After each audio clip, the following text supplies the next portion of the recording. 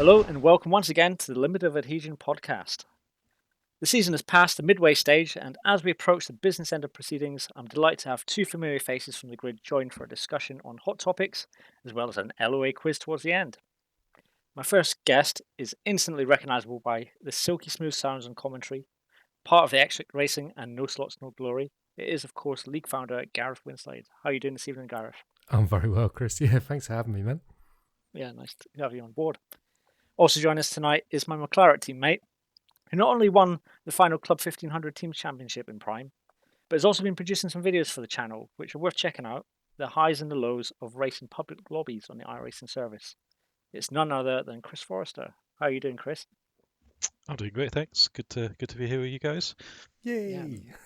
Yeah, great fun. All right, we'll kick things off, and just to kind of find out how your seasons have gone so far. So, like Gareth, how's the first half of that season gone? Is there any particular highlights or lowlights that you've been involved in? Oh, more lowlights than highlights, I think. Prime.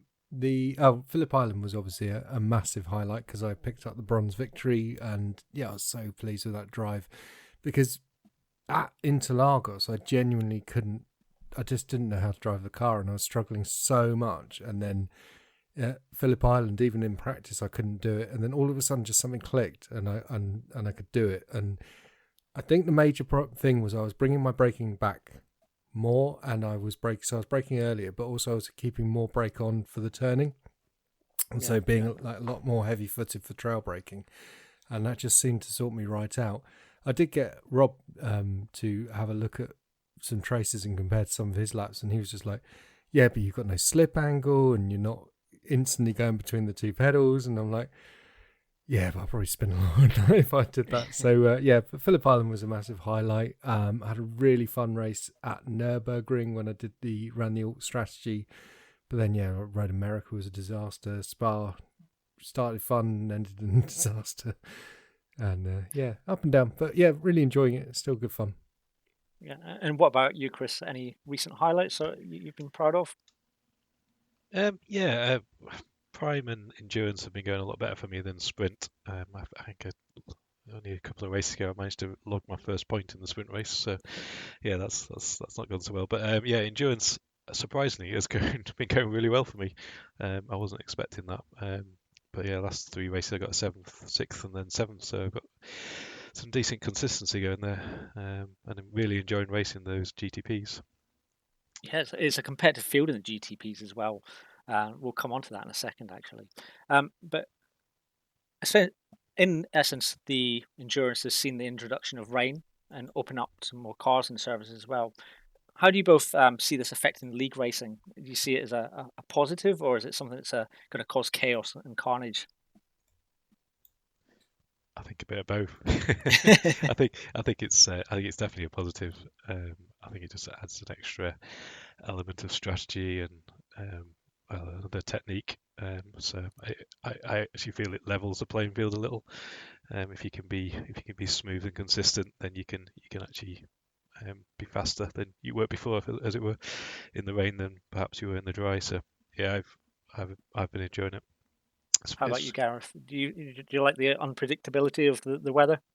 Yeah, I don't mind it. I mean, I only did the Le Mans one. I've not done. I mean, I basically sat out the entire summer, so I've missed 3 rounds, one of everything. So yeah, Le Mans was my last endurance race, and it was, I think it was anyway, but it was a torrid affair, and That was properly wet, wasn't it? It was so bad. I mean, I bizarrely I started in iRacing in 2020. I think I bought Le Mans that year, and that was the first time I'd ever raced on the circuit. So absolutely mental, really. That as I said on Discord earlier, I'm just a sucker for buying tracks. But I struggled with it, and I'm struggling with the GTP quite a lot actually. I think out of the 3 cars, that's my weakest this season. So but I think rain is good fun and it's worth trying. And yeah, just racing is racing, isn't it? So some races are good, some races are bad. You just have to rough with the smooth. Yeah, that's a good point, actually. Yeah, so in the Endurance Championship, it looks like Joshua Martinez is setting the pace for the GT3s quite recently. He's catching Ben Crook at the top of the leaderboard at the moment, which is quite interesting. And it seems to be in the GTP class, it's a wizard's duel between Merrin and Tura, of course, but both very competent drivers. You do check out the YouTube videos of the races once they come out to see how that progresses towards the end of the season. And special mentions of note: David Ward, Jack Haynes, and Ben Chalcraft, of course, who's been with the league for a couple of seasons at least now. I've had some strong showings. And in the GTP class, we've got Zhao Tome and Stephen Maxwell, who have always been strong drivers, considering they can stay out of trouble as well. But yeah, like you, Gareth, I think I've struggled a little bit with the GTP. It just seems to be like overpowered for me. But again, I'm struggling all this season. Moving on to the sprint series, that's one I enjoyed last season with the Civic, but I'm struggling to cope with the Audi, and it might just be the way the tire model has changed and the kind of the brake balance and getting used to that. How about you guys so far this season with the sprint? How do you find your performances in that? Well, for me, it's interesting because I obviously picked up the final victory of the last season in TCR at Charlotte. So coming off the back of that, I felt on a real high, and I just put out like the 6 tips for how to go quick in TCR, and just feeling top of the world really about it, and I was really looking forward to this season. And yeah, we've had an influx of really fast TCR drivers, which is absolutely brilliant. But it was a bit of a cold shower to suddenly see how far down the grid I was. But at the same time, I had some fantastic battles just for lower placings, really. So I think sometimes you just got to reset your expectations and think, okay, well, maybe I'm not going to be fighting for victories or podiums even, but I can still have a really good battle and have a good race and come away from it feeling like, well, hey, that was great fun. So I think that's where I've had to be in sprint this season. So yeah, it'd be good to try and unlock a bit more pace in the Elantra. And annoyingly, that they've just released this the delay thing on the clutch, because I've been fiddling around with I was trying to make a hand clutch because I don't like having 3 pedals on my rig. Don't ask me why. And I thought I could make a hand clutch, and then I thought, well, rather than me moving the potentiometer, I could have a servo do it, and then the servo wasn't quite strong enough, and so basically I've got a digital potentiometer, I've got the wiring, I've got it all the way done, and I don't know if it's going to work with the new system, so we'll see. But yeah, hopefully it'll get me off the line a bit more and I stop getting monstered on the starts in the Elantra. Yeah.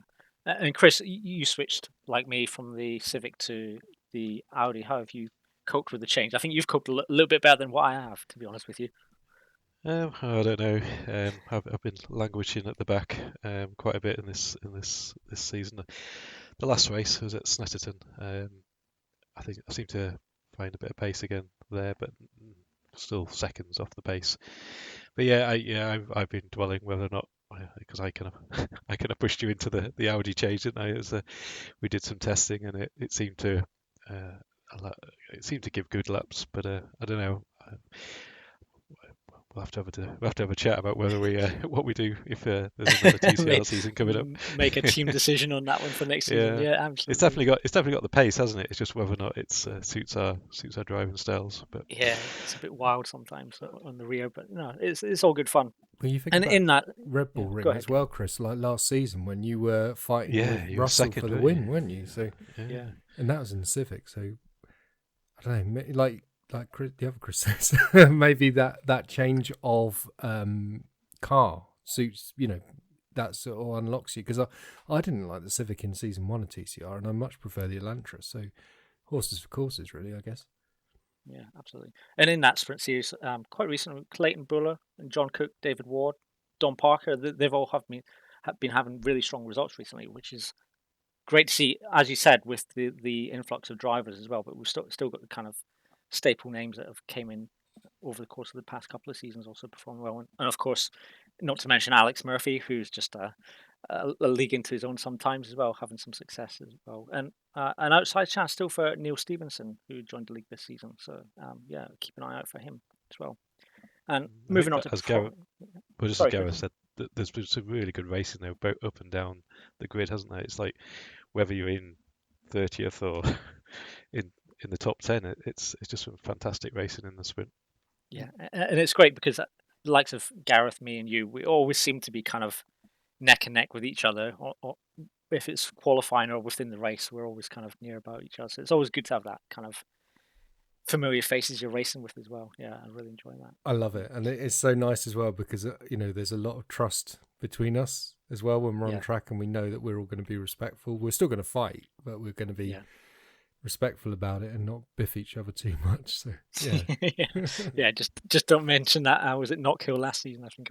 Oh yeah. Well, if that's how far back we have to go to find an incident of a biffing, then that's fine. Yeah, that's fine. Yeah. Moving on to Prime, I think the big question on people's lips will be, do you think it will be Rob Miller's time for glory, his time to shine, or is Dom Parker going to steal the show for the title? Big silence for that one. Oh, no. For me, I think, Rob shone so strongly at the opening 2 rounds, like Interlagos and Phillip Island. He dominated them. It didn't matter what strategy he picked, and he did a really interesting early stop strategy at Phillip Island, especially. But he just crushed the field. But he was so unlucky at the 2 German rounds, and then to run out of fuel on his in lap at Road America, just slightly miscalculated the stop there.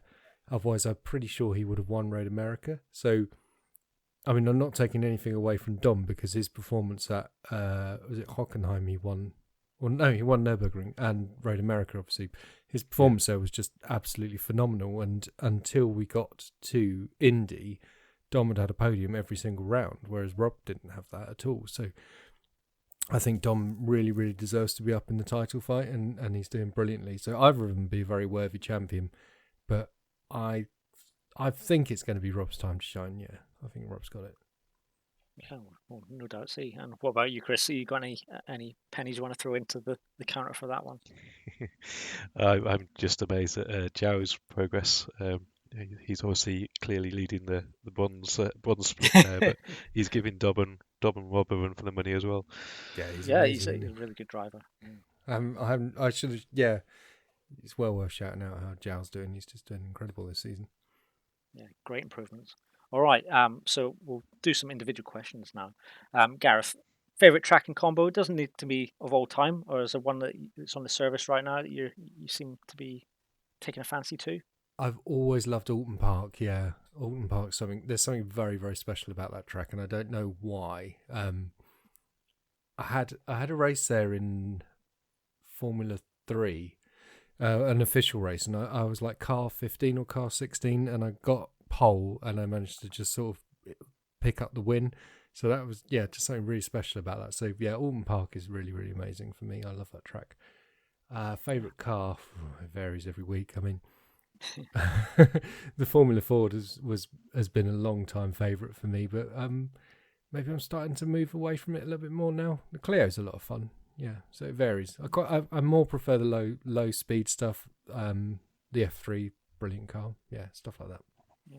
And what about you, Chris? Have you got any particular ones? I know you do the videos on YouTube, but is that your foray, so to speak? Yeah. Road Atlanta's always been a firm favourite for me. I love that track. And oddly, Watkins Glen as well. So some very American bias there. But in car, I'm still absolutely loving the Super Formula at the moment. So I did another race there after the Prime race on Sunday. And it blows the IndyCars away in terms of fun factor. Because you had a different view on the Super Formula Light, though, don't you? You're not such a fan of that. Yeah, I haven't raced it much. It just, as I say, it doesn't feel as fun compared to the full fat Super Formula. It's got an enormous front end on it, hasn't it? Yeah, lots of downforce. Yeah. But it's a good chance to plug the next video that will be coming up for me. So I did record that race on Sunday, so just in the editing studio at the moment, and we'll get that out shortly. You heard it here first, an LOA exclusive, so make sure you come and watch that when it's available. Gareth, we know the LOA 5-year meetup is coming up. Do you want to give people an idea of what's in store for the meetup?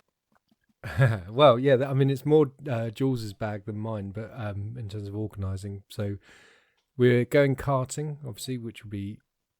It's always quite fun when a bunch of sim racers actually get onto a real track. And when we did, we went to Lakeside a couple of years back, 2021, and Sam Stott, he's tiny, so he's just incredibly fast. But also Nathan Parker, who's a bit of a big burly guy, but he does a lot of karting, so he was really rapid. And then just a variety of pace in the middle. So it'd be funny to see if there's any shake-ups in the virtual order when we get onto a real track. Apart from that, I'm planning to bring a lot of RC toys, so I'm bringing a couple of planes. Jules bringing a plane, bringing a few RC cars so we can chuck them around, and I think we're going to watch a few races and have a laugh about it. Wow, that's really cool. Might be a beer or two, maybe. Oh, definitely. I mean, that goes without saying, almost. Yeah.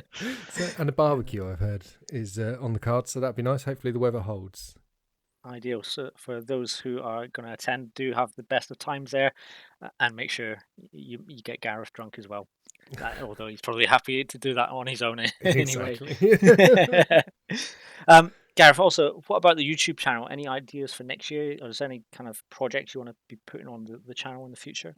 Yeah, so I mean, I mentioned earlier that I'd had a bit of a hiatus and things over the summer, which is it's kind of funny because my wife bought me a new rig for my birthday, and I did most of the build, and then just took me a while to just get over a hump of putting the pedals on, but they're on, and I've had my first race in it at Spa, so that was good fun.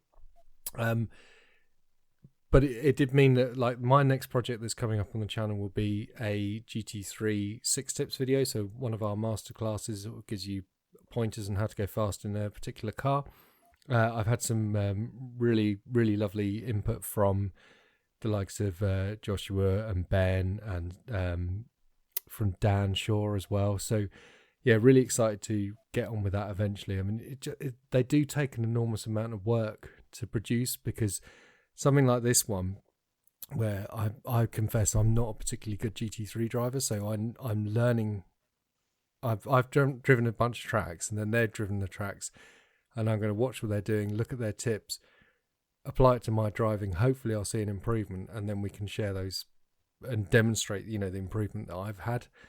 So when we do it like that, and I did the same thing with the Skip Barber one, and with the Formula Renault, and it just means that the video production time is actually quite hefty, whereas something like the Formula Ford one, I was just, there were the things that I knew what to do, and this is how I got fast in that car, so I just shared them. And that's now our most popular video now, so really nice to see one that's gone over 10,000 views, so that's really cool. Yeah. Apart from that, I was going to show what I've been mucking about with the clutch, so if I get that done, I'll do that.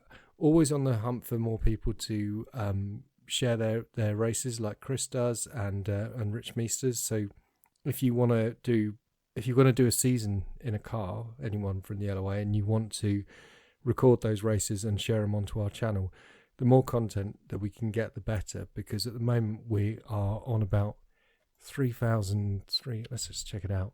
So this is live analytics here. So watch time, we are on,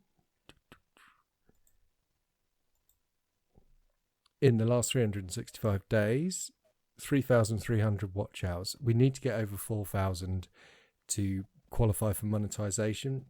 We've got over 1,000 subscribers, which is fantastic, which is what we need as well.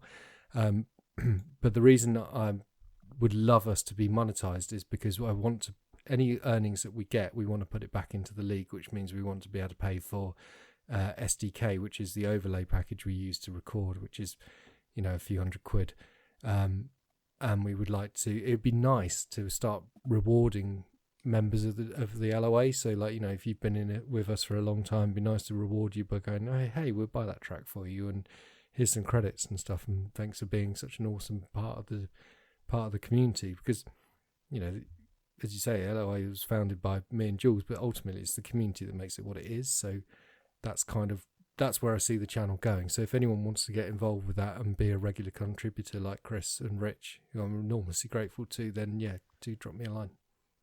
Yeah, absolutely. If you've watched my videos, you realise you don't have to be a top class racer to just record. It's just about capturing your experiences and getting the LOA name out there. Absolutely. Yeah.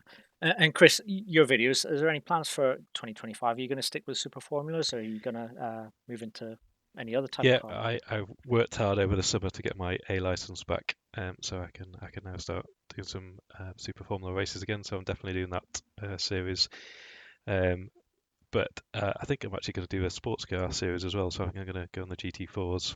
I've been racing in the McLaren GT4. There's like a sports car series and also the GT4 series. So you may see a video for one of those in the near future. Yeah, that'll be exciting. And I must say, I do enjoy watching your videos. The starts and those seem to be absolutely like chaotic, and I can definitely see the progress you made from the beginning until your last couple of races, where you've definitely taken a more calm approach and let the chaos unfold and take advantage of those situations. It's really like cool to see the progress as a driver you've made. And I believe, correct me if I'm wrong, you use VR, don't you? I do, yeah, Yeah. yeah. How do you find that compared to racing on a screen? Or So I went from like a small single screen. Actually, I think it was my telly. I used my telly as my single screen and dragged my play seat rig up in front of the telly. So I moved from that into it was an Oculus Rift, but now on a Quest 2.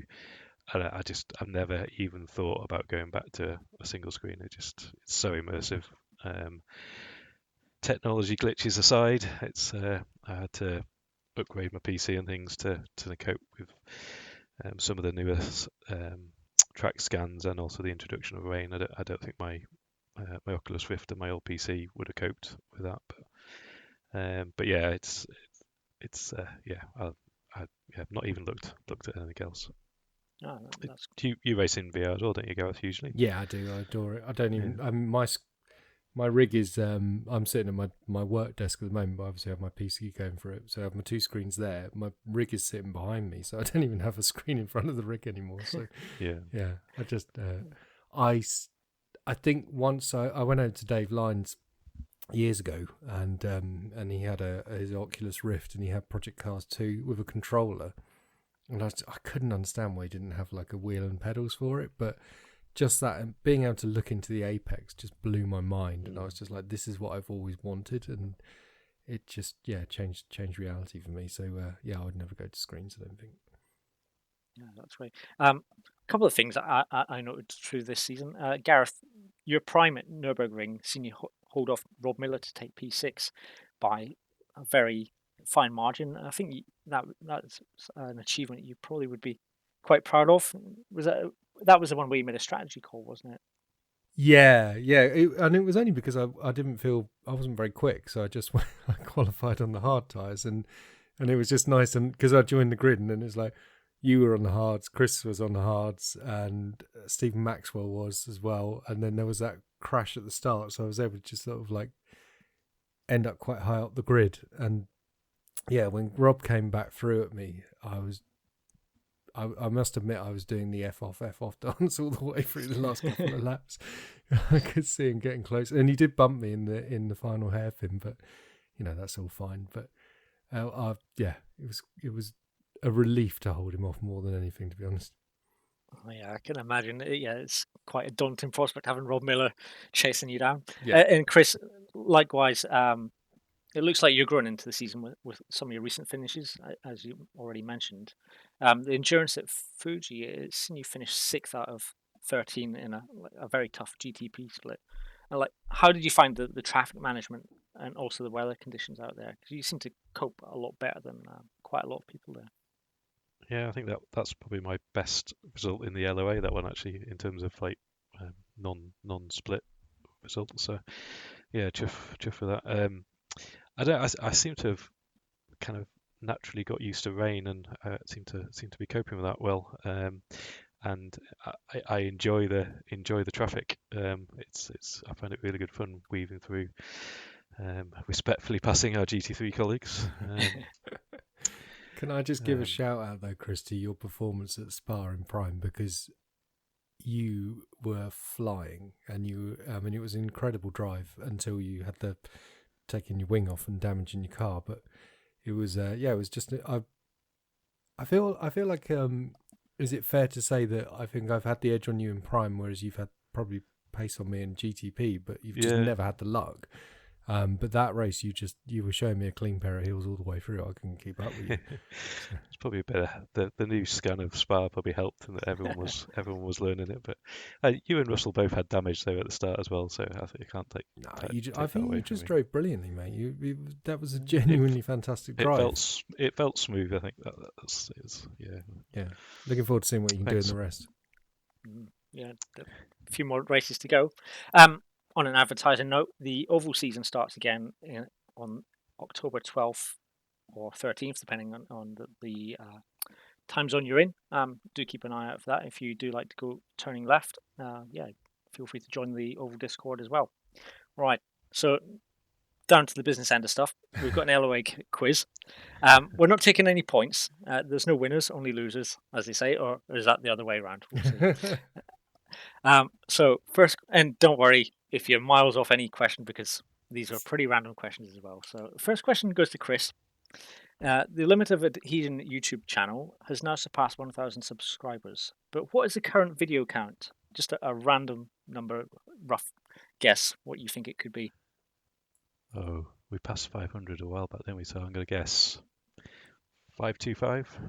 You're extremely close there, Chris. It's five as of today. It's 543. So that was a very, very good educated guess as well. Well done, Gareth. TCR Season 1, Rounds 9 and 10 at Silverstone, seen which Risky Racing stable member make their commentary debut? And if you need reminding, the stable members are Ollie Ettridge, Stephen Greening, Reece Crichton, and Michael Messenger. Oh, was it Reece? It was indeed, yeah. Yes. Yeah, he was on comms with Don Parker. Nice. Yeah, great. All right, Chris, your turn.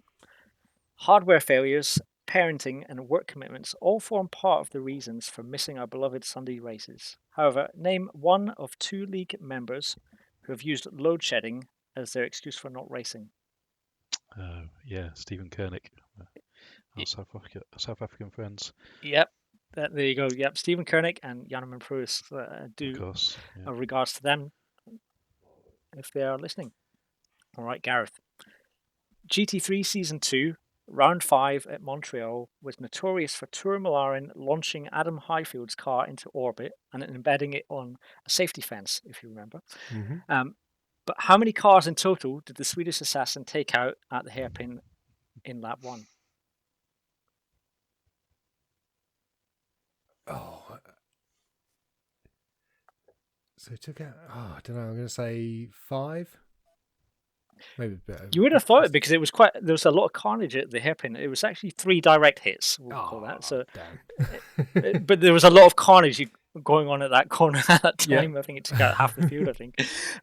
So the 3 direct hits were Adam Highfield, Graham Bardsley, and Stephen Greening. Yeah. But I don't know if Jules has updated the intro sequence, but there's a bit where a McLaren takes out a car at Monza T1 into the chicane.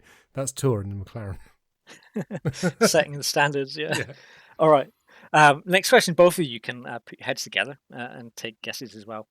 So Prime Season 7 seen us take a step back in time to compete in the Lotus 79 with round 1 at Long Beach, an astonishing 48 laps, by the way. Of the 25 drivers who started, how many managed to reach the checkered flag? Oh, it was such a low number. It was. It's less than half, isn't it? I think. It was like everyone got points or something stupid. I'm gonna say 12. I'll go for unlucky for some 13. Oh, you're both very close. It was 11. So, yeah. 6 out of 14 in the top split survived. Nicola Lee took the win, and Gareth, you came 6th in that race, so you did survive and took some points there. So well done. Yeah, and I think I still had to use my quick repair as well. That's how bad it was for everyone. And in the Club 1500, 5 out of 11 survived. And Chris, you actually got a podium in that as well, and that included Eric Pusey taking the win in that split as well. Yeah, that's a good effort for the guessing there, guys. All right, next question. For both of you as well. USF Season 2, Round 7, seen which 2 LOA regulars just miss out on podium places? And I'll give you a clue. It was at an oval. So it might not necessarily be our regular high performers. So that would be. It was Gateway, was it? It was Thompson Speedway. Oh, Thompson. Oh, I wasn't in that one. It's probably me and Gareth, was it? No, I don't think I raced Trick Thompson. question. Or did I race Thompson? I can't remember. Yeah, I didn't do Thompson. I just did Gateway. But... Okay, I'm going to say Jules and Russell. What about you, Chris? Any names that pop to mind? No, I don't think I watched that at all, so I'll have to look out of that one. Yeah, no worries. And in fact, it was a good guess at Gareth, because I think Russell scored quite well. But actually, Steve Pepper, he finished 4th, and Mark Innes finished 5th. Just missing out. Very nice to the camels, yeah. Cool. Pre-camel. Yeah. Yeah. Oh my God, what is a pre-camel? That's All right. So next question. We're almost at the end anyway. Next question I'm for enjoying Gareth. this, man. This is cool. All right, Gareth. TCR Season 2, Round 5, Race 2 at Red Bull Ring ended with a well-fought victory for Russell Brighton. In fact, you alluded to it earlier. But what happened in the final lap to allow an unsuspecting Gareth Winslade to snatch the final podium place? So these last two questions are about your own races. Oh, yeah. So this is...